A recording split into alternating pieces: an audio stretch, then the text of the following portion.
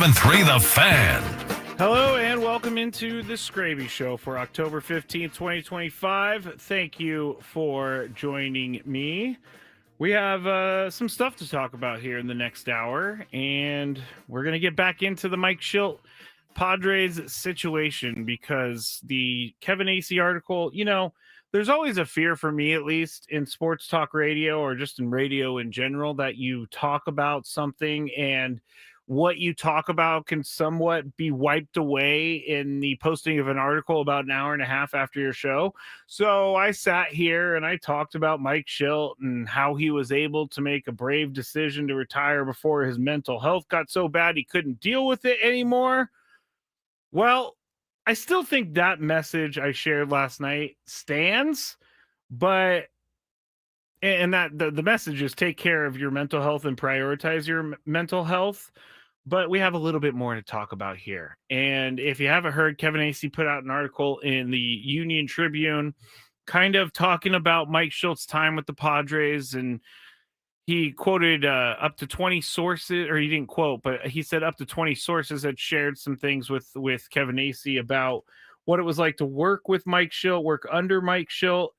It says 12 of them who work with Shildt on a daily basis have in recent months characterized Shildt as unyieldingly demanding of his coaching staff and the team support staff, and as having a tendency to micromanage and possessing a quick temper that is easily triggered by questioning or feedback.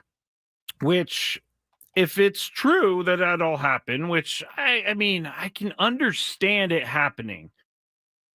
I'm not someone who thinks everything is going to be hunky-dory all the time, and it's just not like that. I could say here at the radio station, not in a very long time. I think Adam, I had issues with Adam and some of the things that he was asking me to do, and they were all really fair things. So we've gotten past this and everything. We haven't, fought in a very long time. Adam and I are in a very good place, which is why I'm telling this story. But we've had some, back and forth before. Chris and Tony, definitely we've had some back and forth. Like I can't even tell you, it's not a lot, but it has happened where we get into big arguments in the break, and then we come on the show and everything's all fine. So that's where I can understand why the stress of a season would make Mike Shildt go off the deep end from time to time. Now, I do think there is some truth to that because there are so many people, and I had heard those things, but I wasn't able to confirm them. But the timing of this article is what is a little strange to me, and not so much the timing, but the content of the article is a little bit strange to me, because this is something I think that Kevin Acee had worked on for a long time. This is not something that he had his, he wrote right after the Tuesday press conference with AJ Preller. This is something that he's been working on. So maybe it was a thought around the organization. But Chris said something earlier that I did feel, during the season, or at least, let me just say, I did feel exactly this feeling when I read the article from Kevin Acee. But isn't this kind of what people wanted? Isn't this what people want out of their manager? Isn't this what people want out of their team? Is that there is someone who takes it so seriously that there is discord? And how many people out there could say that they absolutely love their boss all the time? I don't think that you can love your boss all the time, and I don't think that everybody out there does. And when I left my jobs, I could have said some mean things about my bosses because I was feeling that way. But I do not think for one second that if those people were being treated so poorly that Mike Shildt was coming down on them and being a tyrant, I think that those people would have found other jobs. I think we would have noticed what was going on. I think we would have noticed some of the discord. And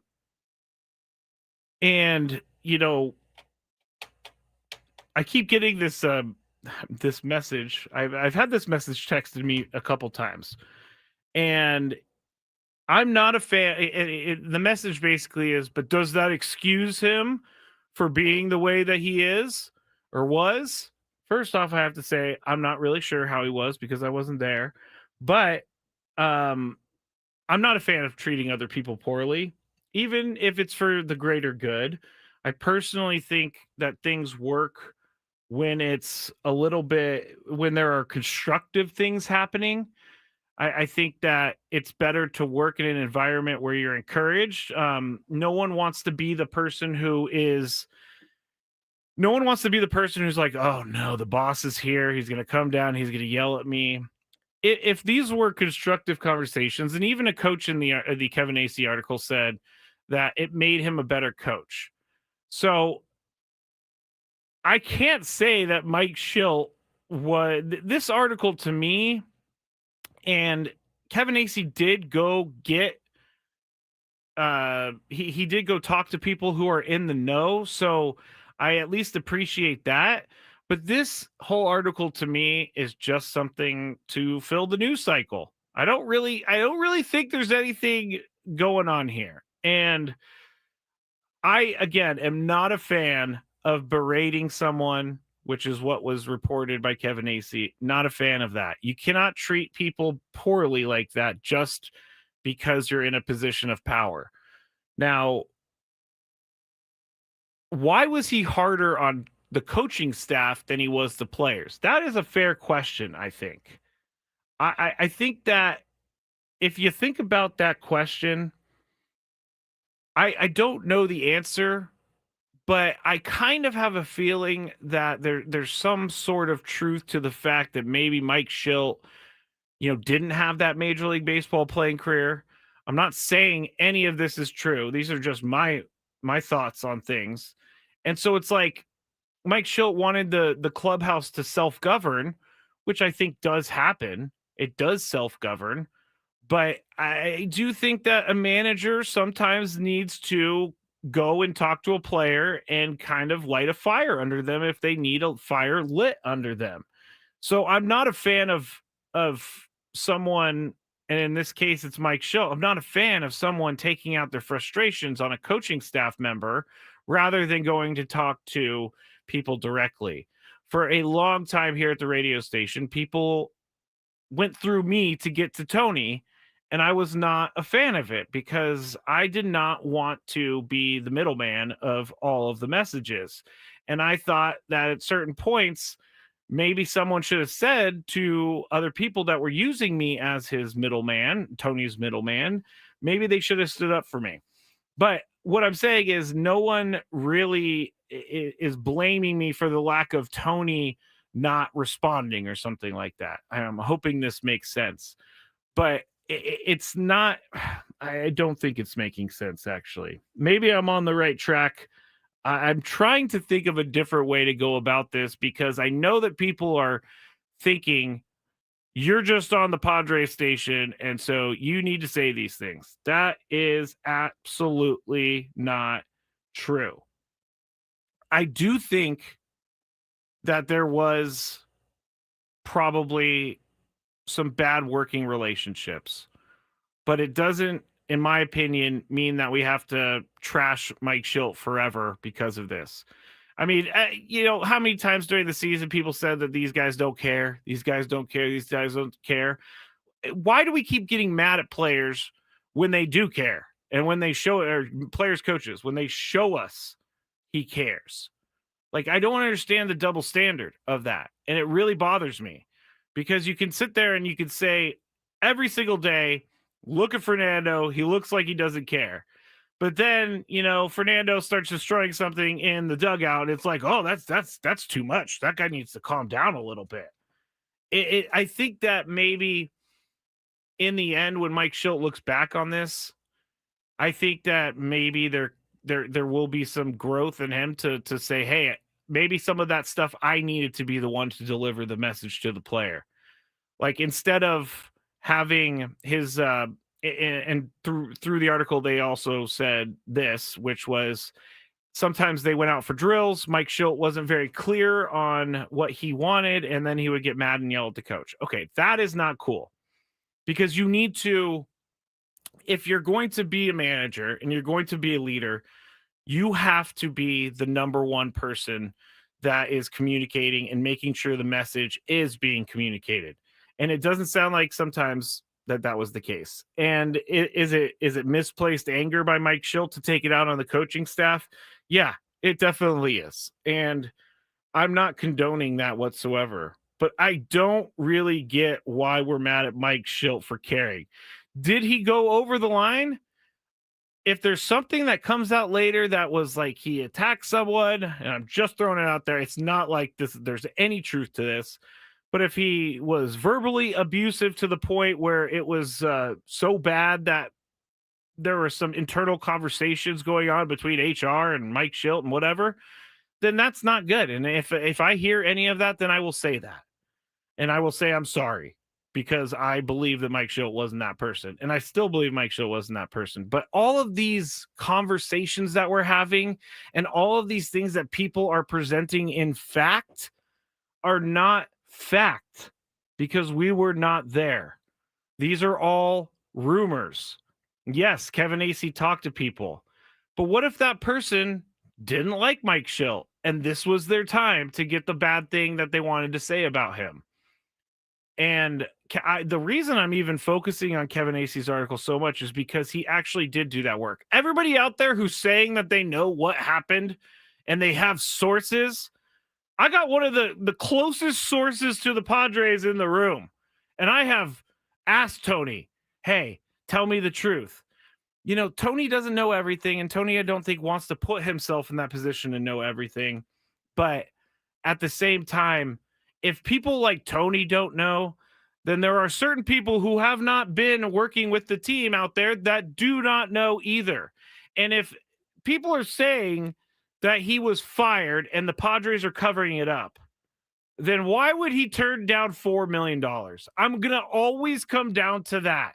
Whether or not the Padres pushed him back or pushed him out, or whether or not the Padres fired him and they're covering it up.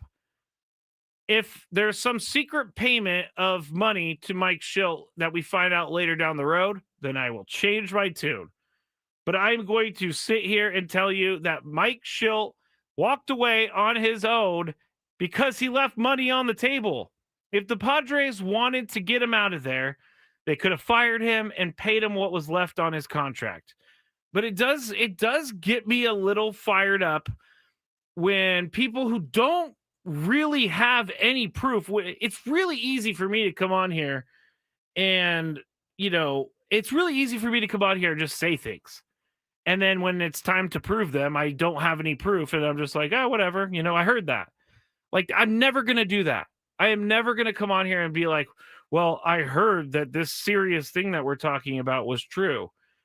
No, I don't have the proof. And I'm not going to be that person who's just going to get clicks. And I feel like some people are just getting clicks. Now, that's it. Actually, I was going to go in a different direction, but that's it. If you think that Mike Shildt was fired by the Padres, do you think that he would turn down $4 million, or do you think that they would be now embroiled in some court battle? And maybe we'll hear about that later on. But Kevin Acee said the Padres intended to bring him back, and Mike Shildt was the one who initiated the leaving the team and retiring. So all I got to say is I don't care what people's opinions are. If it doesn't affect me. But then I get sent these tweets. Well, this person said that. Yeah, okay. That person said that. But do they have any proof? I need proof. I need proof. And the proof to me that Mike Shildt was not fired is that he left $4 million on the table. That does not happen in this day and age. If Mike Shildt if he was fired, he would want his money. Everybody would want their money. So there are certain narratives being pushed around the country about this whole Mike Shildt thing. Even The Athletic wrote an article about AJ Preller, and it was a Boston Red Sox writer who I don't believe spent much time here in San Diego around AJ Preller every day. So we're in prime clickbait season. We're in prime. I have sources and I know more than anybody else, even the guys that are actually connected. Like it's prime it's prime clickbait season, people. Just make sure you're reading what is being written and use your brain. That's all I got to say. If you like listening to people speculate and all that, I do too. But I'm not going to take it as fact. And I feel like some people take it as fact. And yes, I do sound fired up because a lot of this is, stacks up on me. And when I get sent tweets from someone who's, sitting on their couch and they're like, well, I heard this. Who cares? Like I said, I've heard a lot of things. I've heard a lot of things that I have not brought to the show because I'm not going to be a person that's just going to say it because it'll get me a little bit of attention. I'm not that person. Ray says, fans don't know what they're talking about. Keep saying stupid things about Manny, which they don't know, and Tatis, for which they don't know a thing about. I agree. I'm 100% with you on that. Clay says, the coaching staff and players are all adults that signed up to get money to play a game. Mike got money to oversee and ensure that all were pulling for the same goal. Yeah. Bosses aren't always the nicest people in the world. So I'm not sure why we're taking this as this is the reason that Mike Shildt or that the Padres didn't, go deep into the playoffs. It's not. It's not. And Mike Shildt was not fired as long as it's in place that he did not take the money. I will always say he was not fired. Ken says, loved Mike. Good for him when he needs to leave. It's only him that knows what he needs, not us. KG says, I hear Mike was forcibly retired because he discovered birds aren't real. See, that's funny. That's funny, KG. All right, we're going to go to break. But I have a little bit more to say about this. I want to talk about one thing that was written by Kevin Acee that I can firsthand be a part of and talk about, and that's the way that Mike Shildt handled the media. I think there is something to learn from that, and I will talk about when we get back here on the Skraby Show on 97.3 The Fan. The best way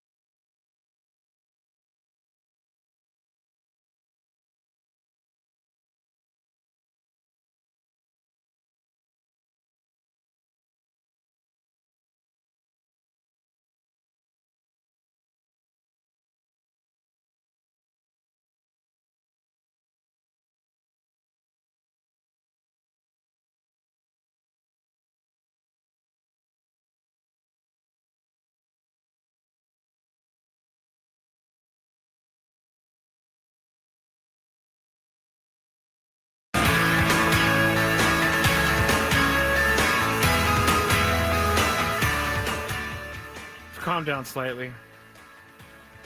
Got a few more tweets in the break. Mostly are saying the same thing that I'm saying. Like, there's no way that a guy is going to leave $4 million on the table if he was fired. If he was fired, if any of us were fired from our jobs and they owed us money, we would go after it. So, yeah, that's where I stop. That's where I stop. This is the Skraby Show. I'm Matt Skraby. You could watch the show if you want on Facebook, 97.3 The Fan. You can go to the 97.3 The Fan SD Twitter, or not Twitter, I'm sorry, 97.3 The Fan on YouTube. You could also go to at the Skraby Show on YouTube, and that will bring you to the Skraby Show Scrabinator page. Matt Skraby on X, and then 97.3 The Fan on Twitch. The game has taken a turn. In game 3 for the ALCS, the Blue Jays are now up 6-2 over the Mariners. This has been kind of a weird series. Both games won by the Mariners in Toronto. Now the Blue Jays winning in Seattle. That's a long flight, by the way. If you're going to choose two teams to play in a series where they have to keep flying back and forth, Seattle and Toronto are like one of the two of the farthest places from each other. It would be like if the Marlins I know this would never happen, but it would be like if the Marlins and the Mariners had to play, like say in the World Series. They wouldn't face in the LCS is what I meant. But that's another long flight. I would not be happy with all of that stuff flying back and forth all the time. That'd be ridiculous. All right. I wanted to talk about one more thing with Mike Shildt before we moved on from it. And that would be, I can only talk about how he treated the media because I never saw the behind the scenes stuff. But with the media, there were times it got cringy. And so I can see how someone on the inside, a coach or a staff member, I can see how this would happen. I can, because of the interactions that were in the media. I did feel like there was a defensiveness to answering some questions, and I wasn't really sure why. And I talked about it the other day when we posted our first Gwen and Chris YouTube video that was off the air. Just go to Gwen and Chris SD on YouTube, and you can see it. But we talked about the reasoning behind Mike Shildt leaving, and we did talk about the media part of it. And personally, when I was listening to Mike Shildt, I personally, I just wanted to learn why he did what he did. I wasn't really going to criticize him unless it was egregious, but asking questions as to why Luis Arraez was hitting second all season and then getting perturbed when someone asked about Ryan O'Hearn, that's more of what I'm talking about here. And ultimately, he doesn't owe the media anything, but fans make up a big part of sports, and I do think that some questions from fans do deserve to be answered because you just want to know what's going on with your team. And this is something that major league managers have to deal with every single day. And they have to meet with the media twice a day for the most part, before the game, after the game. And you see these questions being asked all around baseball. So I'm not sure why these sorts of questions were such an issue. I'm not sure why these questions were so triggering, but it was never coming from a place of personal, bringing it up to make them look bad personally. It was never like that. To me, people getting defensive over certain questions is because there's more behind the scenes to it. Like, you just don't get mad over nothing the first time you're asked a question. But when you're hearing coaches from the Acee article say that they were trying to maybe, switch some things up, and Mike Shildt would get mad and he would take it personally. I could see that happening just because of what was happening in front of the media. So I think that in the end, the way that he dealt with the media, it wasn't my favorite. It wasn't. And his job is to put the best team on the field, make decisions that help the team win. And he did that. But part of his job as well is to talk to the media and talk to fans. And I think I think that is something that was not as great as I wanted it to be. Bob Melvin, say what you want about Bob Melvin. He was pretty good with the media. He was really open to questions that were being asked. I just don't understand why there needed to be the defensive posture. I'll go back to it was last year, 2024. The Padres were, winning 3, losing 4, winning 1, losing 2, winning 2, losing 1, winning 3, losing 2. And it was kind of a roller coaster. And so it was asked, this season's kind of been a roller coaster. And Mike Shildt was not happy with that question. And that was kind of the first one I was like, whoa, like, why did that trigger so much? I don't know. I don't know why that triggered so much, because it was at the time a roller coaster. And as we said in the Gwen and Chris YouTube video, or as I said, like, some of these questions are now coming from some of these questions now are coming from fans, because that's who is reading the articles that are being put up. And that's why I read the Kevin Acee newsletter, because I want to know certain things. And I feel like there could have been a better open line of communication, because I did feel sometimes, personally, I felt that I was my not my intelligence, but it was kind of like not attacked. I don't want to say attacked, but it was kind of like, whoa, why you gotta talk to me like that? And that's something I was not a fan of. And that's something that if Mike Shildt does manage again, hopefully there's some, learning from that for the next team. And I know that everybody's pointing to the Cardinals right now. Well, the Cardinals, he had philosophical differences. Well, maybe, now that he's gone to 2 places and he was let go by one of them, and now he has left another one, it really just tells me that maybe he is a hard person to work for. And who hasn't worked for a difficult boss? All of us have worked for a difficult boss. Now, if I was ever a boss of that many people, I would want people to feel comfortable around me. I would want to listen to people. I think that sometimes when you get to a certain position, you have to protect that position. So if you're questioning the manager, that means you're questioning his ability to do the job. I'm not saying that he said that or felt that. I'm saying that because I think that. Like, if you come at him and you say, hey, this has been a little bit of a roller coaster, and he, in his mind, doesn't think that, and he also is taking it personally, then boom. That's where the frustration comes from on his side. And so, again, I never saw anything in the clubhouse about Mike Shildt talking down to a staffer. Again, not a fan of that. But what Chris said earlier is 100% right. What do we all want? We want wins. We want wins. And so Mike Shildt delivered those wins. Maybe behind the scenes it was a little bit more hectic and chaotic and frantic than we thought. But if he is ultimately doing what he's doing to win, then why are we trying to tear him down so much? Hey, why is no one looking at some of the coaches and being like, well, were you trying hard enough? Like, it seems like we're all piling on Mike Shildt just because he's the one who left and is out of town now. I'm not a fan of that. I'm not a fan of piling on someone just because it's the easy it's an easy way of piling, or it's an easy way of criticizing someone is piling on. I don't like to pile on. It's not something that I do. But hey, some of you wanted Mike Shildt gone. He's gone. So going forward, unless more things come out about the tenure of Mike Shildt here, I think going forward we have to focus on what's next for the team. And what's next for the team is finding a manager, and finding a manager that's a good manager, and finding a manager that can lead this team to the World Series.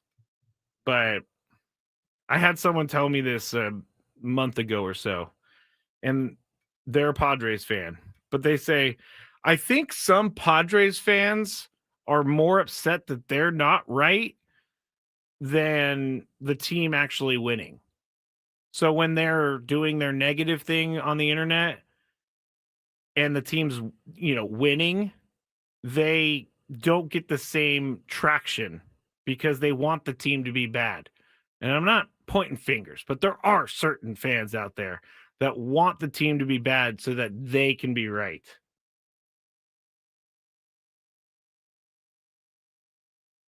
Looking at some of the chats.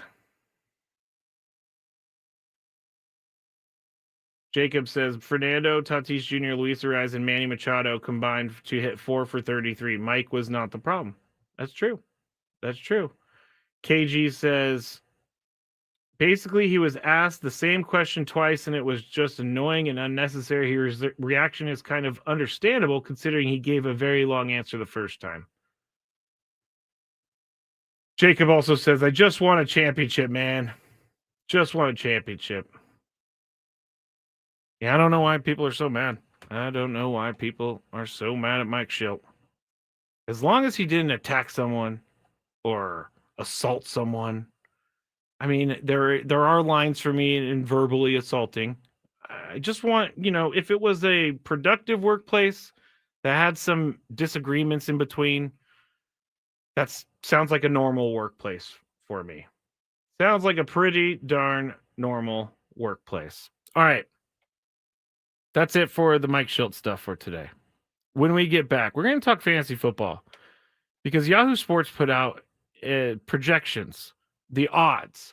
If you are this record, these are your odds based on 2024 to make the playoffs. So if you have a fantasy football team, stick around because I'll tell you whether or not you're going to make the playoffs on the other side on 97.3 The Fan. Ben and Woods.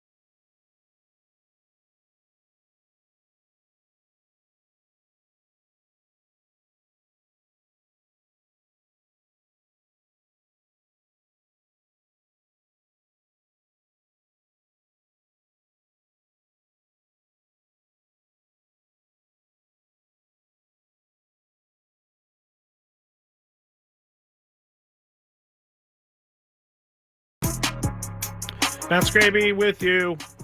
I don't know why I said it that way. Matt Skraby with you here on 97.3 The Fan. Skraby Show. Thank you for joining me. Getting some nice things in the break. I also said on the chat that I sound like a woman. And if I do, I'm embracing it because I can't change my voice. We still have a Halloween show or movie that I'm going to recommend. We also have a daily gripe. But when I went to break, I said that Yahoo Sports put out odds of making the fantasy playoffs, depending on what record you are, based on their 2024 season results. And I'll get to that in just a second. But every time I look back up at the TV to watch the ALCS, the Blue Jays have put more runs on the board. So it's the bottom of the fifth right now, 1 out. Toronto is winning 8-2 over the Mariners. And like I said, it's kind of weird. Mariners took 2 in Toronto.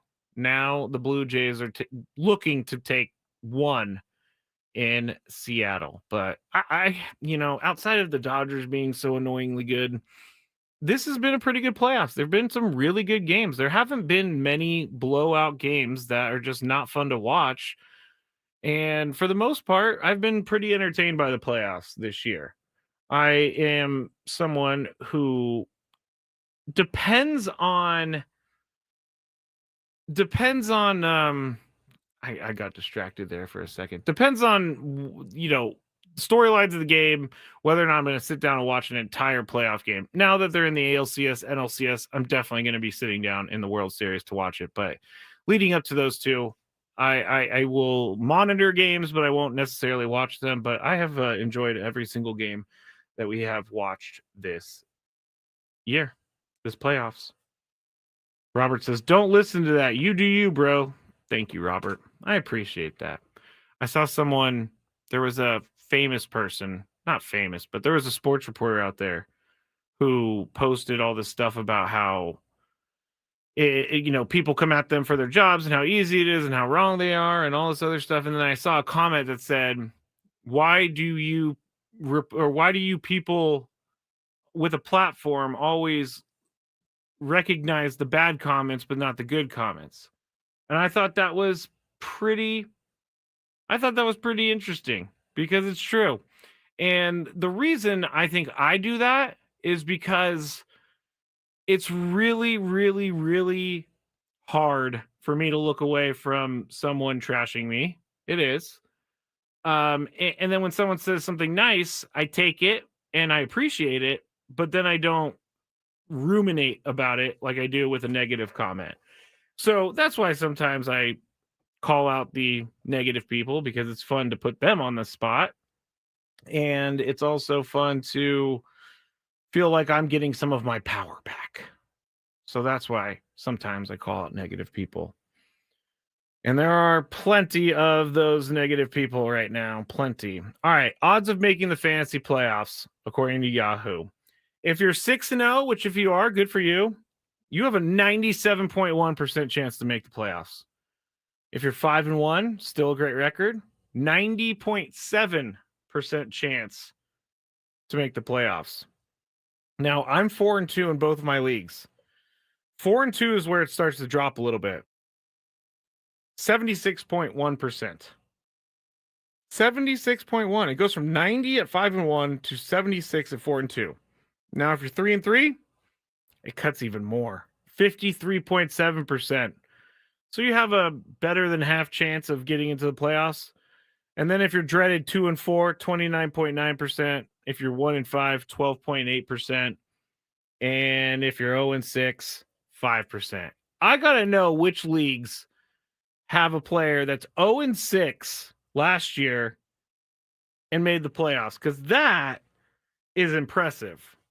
I have to really give it to those people, because 0-6 is a very, very lonely place. Mime Junior Ruiz says 3-3. You have a 53.7% chance to make the playoffs. The first question, though, on this post: what if you're 3-3, but you have Rashee Rice coming off the bench this week? I have Rashee Rice coming off the bench this week, and he's going to replace my terrible wide receivers that I have. T. Higgins has done absolutely nothing this year. T. Higgins has done absolutely nothing this year. And he doesn't really have a quarterback to help him out.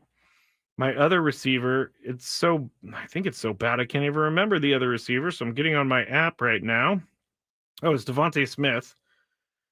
Not great. Juwan Jennings has not been great.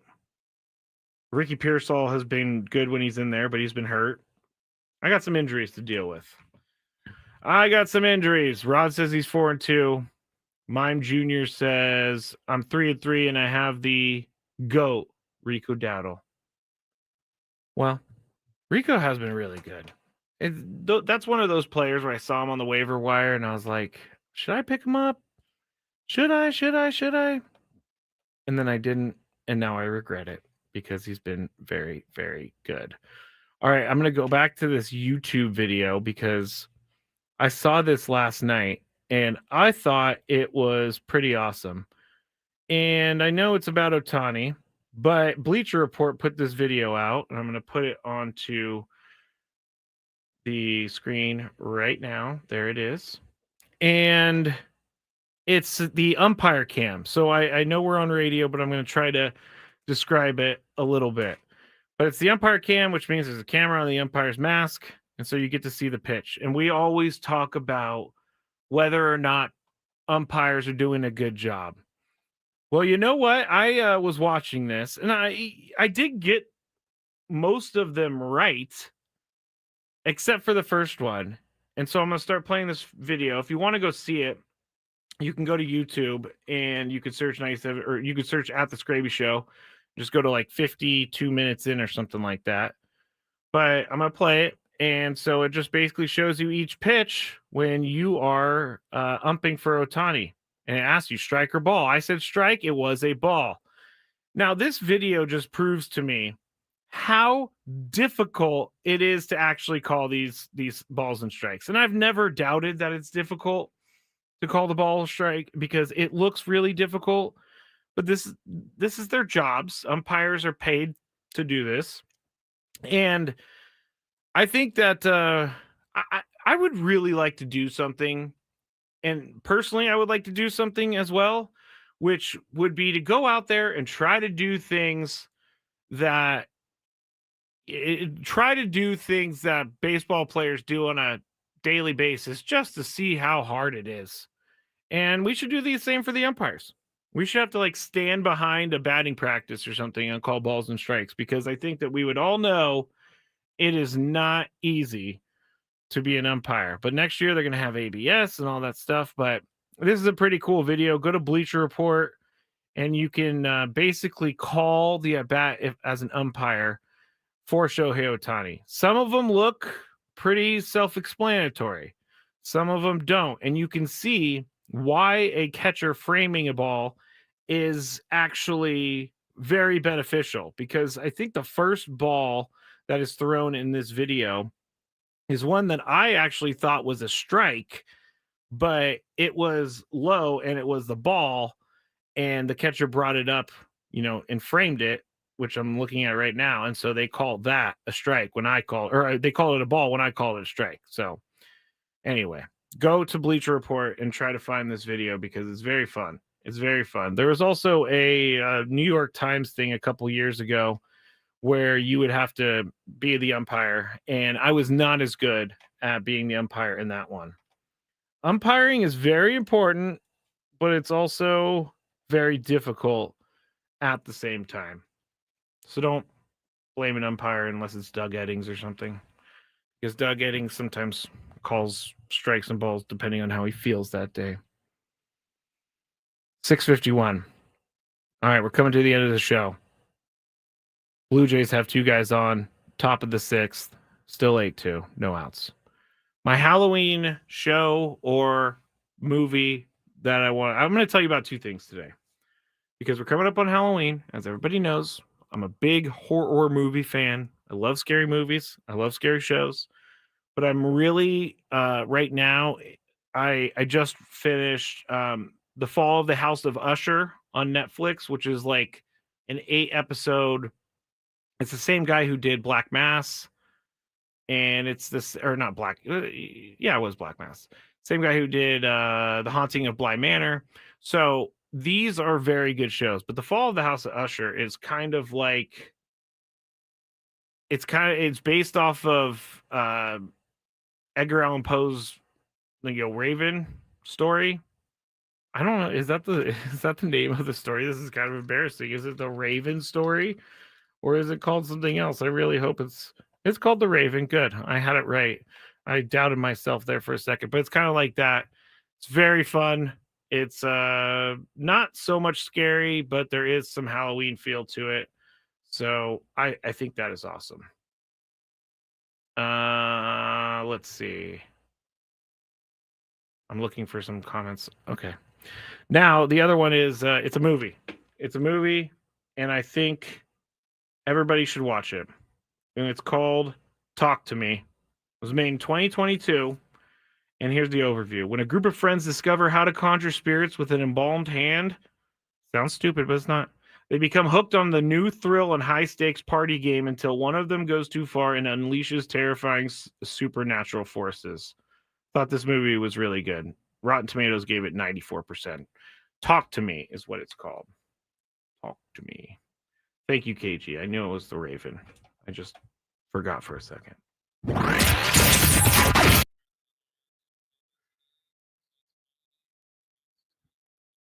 Gripe. I mean, what's annoying me today? Seems like a lot of stuff annoys me on a daily basis.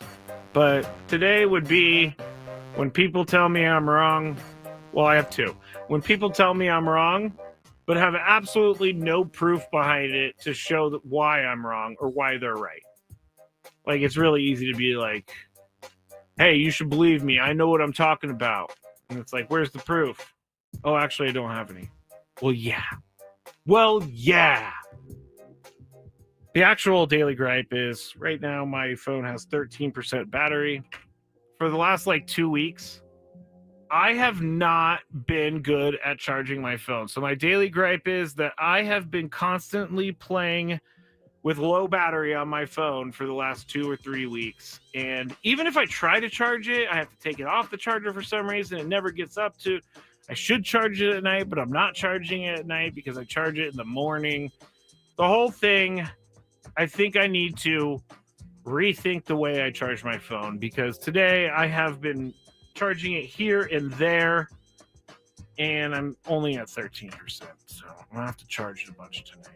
That's it for me. Thank you for listening to The Skraby Show. Tomorrow, I do not have one because of Thursday Night Football, but we will have a show from 2 to 4:30. Also, we'll have a new YouTube video for you. So I'll talk to everyone tomorrow.